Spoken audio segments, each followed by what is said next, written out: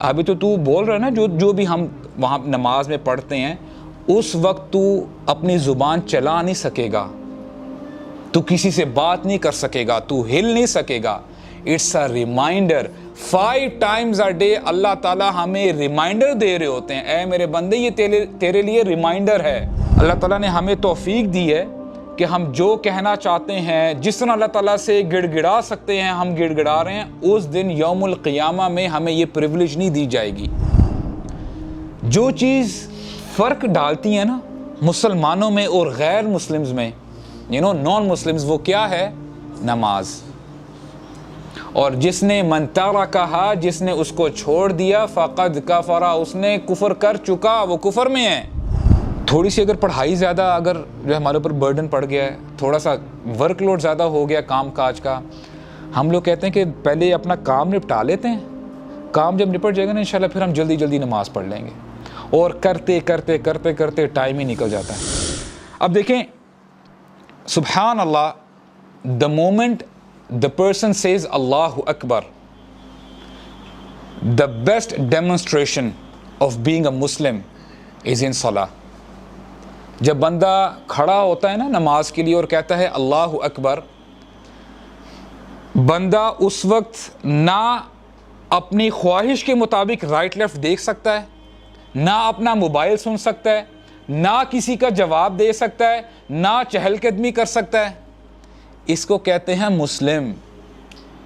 कभी आपने सुना है कि जब नॉन मुस्लिम्स देख रहे होते हैं ना, one a Muslim is praying, तो बड़े वो अजीब उनके रिमार्क्स होते हैं कि ये क्या कर रहे हैं, बिल्कुल दुनिया से कट चुके हैं। पूरी स्ट्रीट्स होती हैं और जो है मुसलमान बीच में नमाज पढ़ रहा होता है।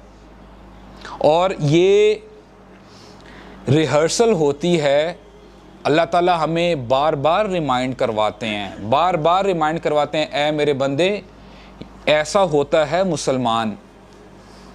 उस थोड़े से लम्हे के लिए ना 5, 10, 15 मिनट के लिए हमें रिहर्सल करवाई जाती है और हमें रिमाइंडर दिया जाता है कि अभी तो तू अपनी मर्जी से खड़ा हुआ है, यहाँ पे एक वक्त आने वाला है तू खड़ा होगा, तूने मेरे सामने खड़ा होना है। लेकिन उस वक्त अभी तो तू बोल रहा है ना, जो जो भी हम वहाँ नमाज में पढ़ते हैं उस वक्त तू अपनी ज़ुबान चला नहीं सकेगा, तू किसी से बात नहीं कर सकेगा, तू हिल नहीं सकेगा। It's a reminder. 5 times a day अल्लाह ताला हमें रिमाइंडर दे रहे होते हैं, ऐ मेरे बंदे ये तेरे लिए रिमाइंडर है, तूने खड़ा होना है मेरे सामने।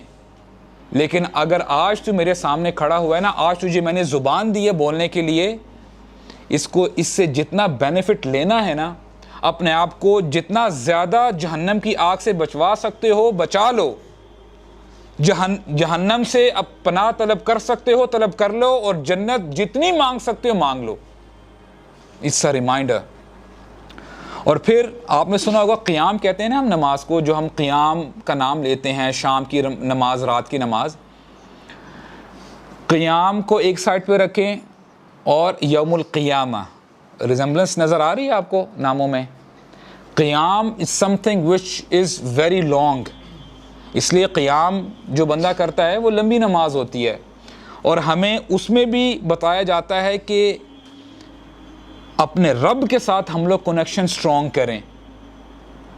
और फ़र्क ये होगा कि आज तो हम, जैसे मैंने पहले बताया कि हम, अल्लाह ताला ने हमें तौफीक दी है कि हम जो कहना चाहते हैं, जिस तरह अल्लाह ताला से गिड़गिड़ा सकते हैं हम गिड़गिड़ा रहे हैं। उस दिन यौमुल क़ियामा में हमें ये प्रिविलेज नहीं दी जाएगी, हमें प्रिविलेज नहीं दी जा रही होगी। अच्छा, हदीस हमने अभी जो पढ़ी है, एक और हदीस में नबी करीम सल्लल्लाहु अलैहि वसल्लम फरमाते हैं, जुइलत लियल अर्दु मस्जिदन व तहूरा, कि मेरे लिए पूरी की पूरी ज़मीन मस्जिद बना दी गई है और पाक बना दी गई है। अब देखें कितना ज़बरदस्त अंदाज़ है।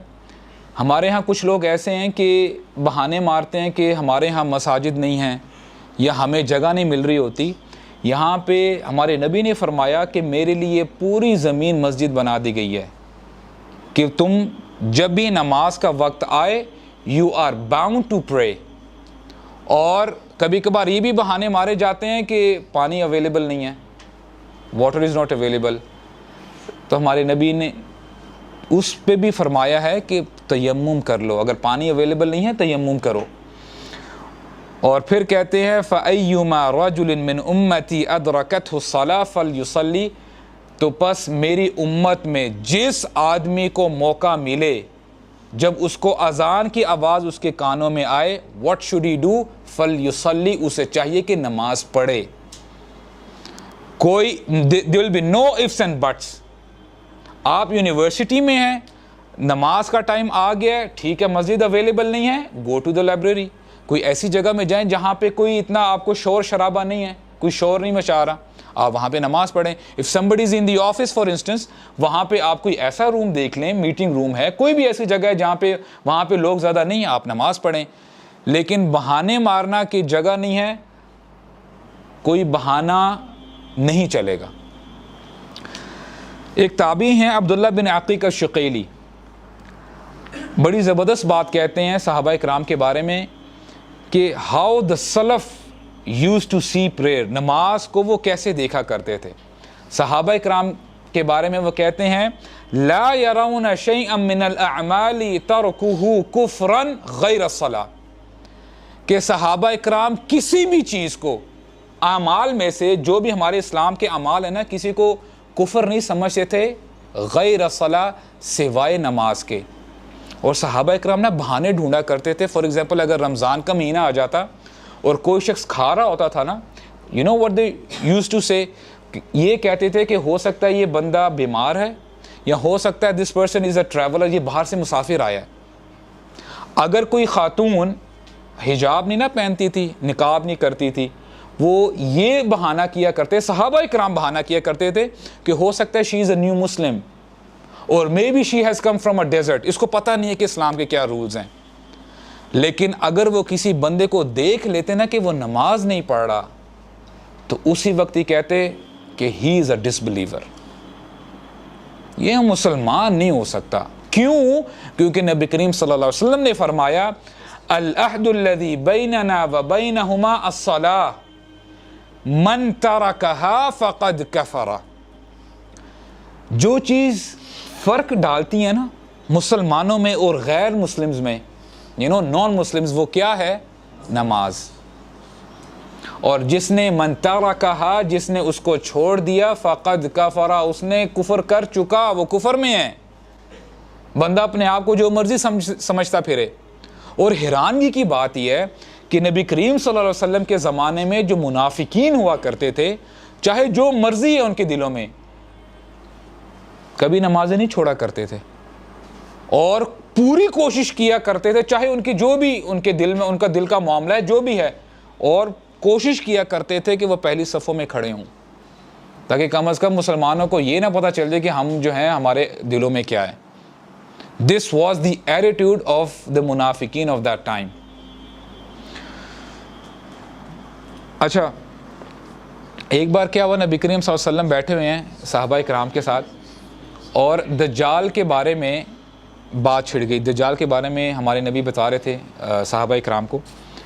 तो कहते हैं कि दज्जाल जब आएगा ना, he is gonna live on this earth for 40 days, 40 दिन के लिए आएगा। The first day will be like an year, एक साल के बराबर होगा पहला दिन। The second day will be like a month, the third day will be like a week, और चौथे दिन से फिर वो नॉर्मल जो हमारे दिन होते हैं वैसे ही चलते रहेंगे। तो नबी करीम सल्लल्लाहु अलैहि वसल्लम ने ना कुछ देर के लिए अपने राइट जानिब देखना शुरू किया, तो सहाबा इकराम ने भी राइट देना शुरू किया, और वो समझे ये कि हो सकता है दज्जाल अभी ना आ जाए।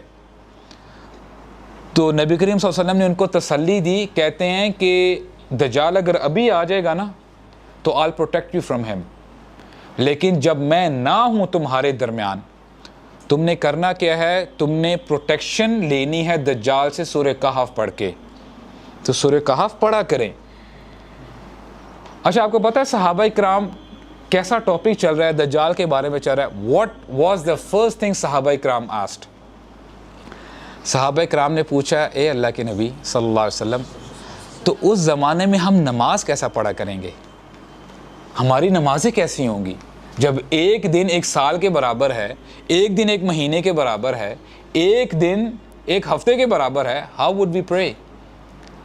इससे ना आपको पता चलता है कि सहाबा इकराम का एटीट्यूड क्या था, सहाबा इकराम कितनी इंपॉर्टेंस देते थे नमाज को। हम लोग थोड़ा सा ज़रा हम यानी अपना ज़रा जायज़ा लें ना, हम लोग क्या करते हैं, थोड़ी सी अगर पढ़ाई ज़्यादा अगर जो हमारे ऊपर बर्डन पड़ गया है, थोड़ा सा वर्कलोड ज़्यादा हो गया काम काज का, हम लोग कहते हैं कि पहले अपना काम निपटा लेते हैं, काम जब निपट जाएगा ना इंशाल्लाह फिर हम जल्दी जल्दी नमाज़ पढ़ लेंगे, और करते करते करते करते टाइम ही निकल जाता है। This is our attitude.